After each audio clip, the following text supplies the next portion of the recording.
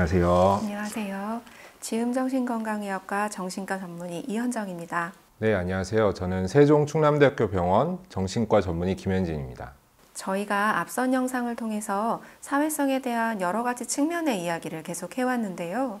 실제 아이가 성장하면서 영유아기, 초등학교, 청소년기 이렇게 발달 시기들을 거치면서 아이들에게 필요한 능력이 다르고 또 부모님이 도와주셔야 하는 포인트가 다를 수 있겠다는 생각이 드는데요. 사실 아이들이 겪을 수 있는 상황들은 정말 다양하고 복잡한 것들이 사실이기 때문에 오늘 저희가 이 자리에서 각각의 과정 속에서 아이들의 사회성을 잘 키워내고 또 도와줄 수 있는 방법들을 한번 알아보려고 합니다. 아이를 어린이집에 보내야 하는 시기가 되면 이제 품 안에 끼우고 키던 아이를 이제 밖으로 내보내셔야 되는데 부모님들이 가장 많이 하시는 걱정이 우리 아이가 다른 아이들하고 잘 어울려 지낼 수 있을까? 이런 거이실 것 같아요. 또 막연하게 걱정은 되지만 실제로 어떻게 도와줘야 되지? 그걸 잘 모르는 부모님들도 많이 계실 것 같고요. 네. 그저 막연히 그냥 아이들을 그냥 친구들이랑 많이 어울리면 되겠지? 그러면 잘 크겠지? 이렇게 생각하시는 분들이 아마 거의 대부분일 것 같은데요. 물론 이제 기본적인 사회성의 어떤 씨앗은 아이들의 안에 내재되어 있는 것들이 사실이지만 아이들의 발달 시기에 따라서 어떻게 돌보고 또 어떻게 지원해 주냐에 따라서 아이들의 사회성의 폭도 크게 달라질 수 있습니다. 아이의 입장에서 세상에서 처음 만나는 사람, 최초의 다른 사람은 바로 근처에 있는 부모들이 그 역할을 하게 됩니다. 태어난 뒤에 초기에 부모와 어떤 관계를 맺는지가 결국 사회성에 아주 결정적인 영향을 미치게 된다고 말씀드리고 싶은데요. 바로 이 부모와의 관계를 애착 형성이라고 합니다. 어린 아이들은 이제 자신들을 돌보아주는 이제 부모와의 관계를 마음속에 이제 원형으로서 이제 가지게 됩니다. 그러면서 이제 더 넓은 사회 속으로 이제 나아가게 되는데요. 결국 이제 부모님들이 아이를 바로 이렇게 보면서 보여준 여러 가지 소통과 시도들이 결국 아이에게는 최고의 사회성 교육이라고 할 수 있겠습니다. 그렇다면 영유아 시기에 사회적인 능력들은 어떤 게 있을까요? 돌 이전의 아이들을 한번 생각을 해보면 아이들이 이제 부모와 아주 몰입된 관계를 가지고 있죠. 이런 것들이 이제 상호작용이 익숙하지 않은 이런 시기에서부터 이제 평행놀이라고 하는 이제 혼자놀이를 하는 모습을 많이 보입니다. 하지만 나이가 조금씩 들면서 아이들이 인지와 언어들이 매우 폭발적으로 발달을 하게 되는데 엄마가 눈앞에 보이지 않더라도 엄마가 실제로 존재한다는 것을 알게 되면서 주변을 매우 활발하게 탐색하고 그렇게 이제 탐색하는 과정을 거치면서 친구와의 관계 역시도 매우 확장되게 됩니다. 만 3세가 넘어가면서 아이들은 또래와 함께 이제 놀잇감을 공유하기도 하고 또 이제 여러 가지 규칙을 더 복잡하게 세워가면서 더 많은 상호작용을 보이게 됩니다. 이럴 때 부모님들이 옆에서 어떤 걸 좀 더 도와주면 사회성을 좀 더 기를 수 있을까요? 충분히 좋은 애착을 가지고 다양한 활동과 경험을 하는 게 매우 중요한데요. 예를 들어서 아이 스스로 할 수 있는 일을 만들어 준다든지 혹은 상호작용을 매우 늘릴 수 있는 여러 가지 활동들이 술래잡기라든지 물건 찾기라든지 혹은 이제 여럿이 모여서 하는 그런 놀이들을 해보는 것이 매우 도움이 될 것 같습니다. 또 사회적 기술들은 한 번에 획득되는 게 아니고 몇 번을 반복하면서 습득하는 거다 보니까 다양한 환경과 다양한 상황들을 이제 접해보는 것이 매우 중요한데요. 예를 들어서 협동이라든지 책임감이라든지 여러 가지 정서적 표현 등 다양한 것들을 매우 많이 경험해 본다면 아마 더할 나위 없을 것 같습니다.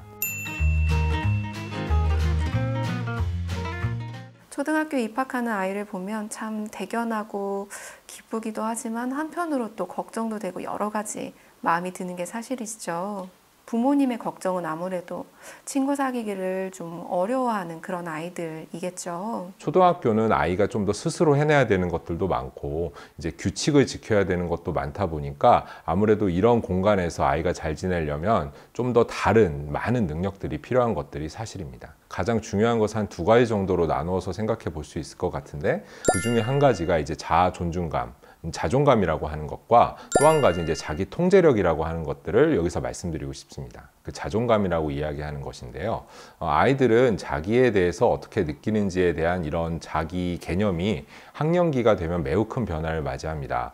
자신의 특성에 대해 긍정적으로 반영받으면서 인정을 받은 경험이 매우 많을 때 높은 자존감을 가지는 경향이 있습니다. 대인관계는 결국 이제 나를 중심으로 너와 관계를 맺는 것이라고 할 수 있는데, 높은 자존감은 말하자면 그 기준을 매우 명확하게 해준다고 할 수 있죠. 예를 들어서 스스로를 부정적이라고 평가를 한다면 굉장히 위축된 반응을 보일 수도 있고, 혹은 타인을 믿지 못하는 그런 불신하는 모습을 보일 수도 있습니다. 그리고 또 한 가지 말씀드릴 내용이 아까 자기 통제력에 대해서 말씀을 드렸는데요. 자기 통제력이랑 사회적 규범을 그리고 규칙을 인식하고 또 충동성과 욕구를 적절하게 어떻게 통제할 수 있도록 하는가라는 이런 능력입니다. 어떤 아이들은 기질적으로 이런 자기 통제력이 좀 약하다 보니까 주변과 마찰을 일으키거나 어떤 규칙을 지켜야 되는 수업 시간에 어려움을 가지는 경우가 굉장히 많거든요. 그래서 이런 아이들이 가지고 있는 기질적인 차이점에 대해서 부모님이 잘 기억을 하시고 어떻게 도와줄지 맞춤형의 도움을 주시는 게 굉장히 중요하다고 생각이 됩니다.